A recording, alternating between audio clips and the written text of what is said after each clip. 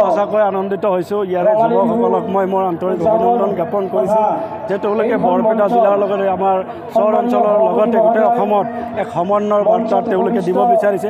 আজি আপোনালোকে দেখিবলৈ পাইছে যে অসমৰ বিভিন্ন প্ৰান্তত আজি বিভিন্ন সময়ত RSS তথা বিজেপিৰ নেতাসকলে বিভিন্ন সময়ত আমাৰ চহৰ অঞ্চলৰ ৰাইজসকলৰ কাৰণে কুমন্তব্য দি থাকে। তাৰ আজি আপোনালোকে দেখিছিলে যে চহৰৰ যিসকল যুৱকসকল আছে তেওঁলোকে অসমত শান্তি বিচাৰে, অসমৰ যি ক্ৰীড়া সংস্কৃতি তাৰ লগত আমি সদায় মিলা প্ৰীতিৰে থাকিব বিচাৰোঁ। কিন্তু বিভিন্ন সময়ত যিসকল তেওঁলোকে আজি কয় যে চহৰৰ মানুহ মানে বাংলাদেশী, আমি বাংলাদেশী নহয়, আমি সঁচাকৈ অসমীয়া আৰু নিজকে অসমৰ ক্ৰীড়া সংগীত আমাৰ যি জাতীয় আজি উৎসৱসমূহ আমি চহৰ অঞ্চল বুলি নহয়, আমাৰ বিভিন্ন চুকে কোণে চহৰ আমি তেওঁলোকক মানি চলোঁ, ক্ৰীড়া সংস্কৃতি মানি চলোঁ। গতিকে মই এটা কথা মই অসমৰ ৰাইজক এই চহৰত আহি মই আপোনালোকৰ চেনেলৰ জৰিয়তে মই অনুৰোধ কৰিব বিচাৰোঁ যে আপোনালোকে যাতে কেতিয়াও চহৰ অঞ্চলৰ মানুহৰ কাৰণে এই তুচ্ছ তাচ্ছিল্য আৰু ঘৃণনীয় কথাবোৰ মন্তব্য নিদিয়ে।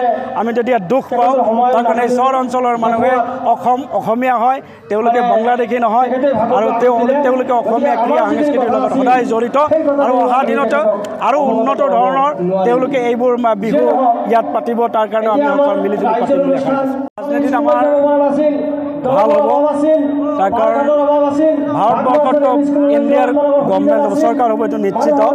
তাৰ কাৰণে এতিয়া নৰেন্দ্ৰ মোদী ডাঙৰীয়া আৰু ঢৌ ভাৰতবৰ্ষত নাও তেওঁলোকে যেনেকৈ আজি ভাৰতবৰ্ষৰ মানুহক বিভিন্ন সময়ত অকল প্ৰলোভন দিছে, মিছা প্ৰতিশ্ৰুতি দিছে, সেই কথা আজি ভাৰতবৰ্ষৰ ৰাইজে বুজি পাইছে।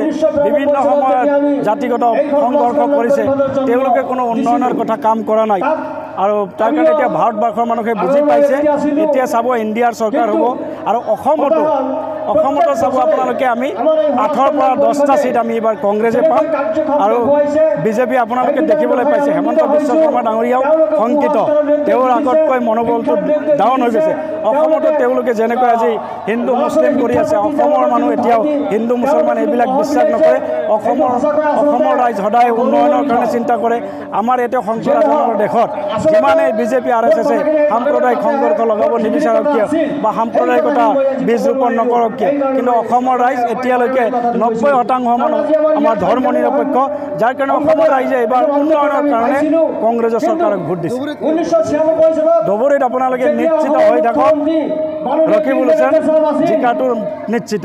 ইয়াত আজমল ডাঙৰীয়া আমাৰ ধুবুৰীবাসী ৰাইজে এনেকৈ প্ৰত্যাহ্বান কৰিছে, আপোনালোকে কাউণ্টিঙৰ পিছত দেখিবলৈ পাব যে ৰকিবুল হুছেইন ডাঙৰীয়াই কমচে কম 4-5 লাখ ভোটৰ ব্যৱধানত আজমল ডাঙৰীয়া হৰুৱাব।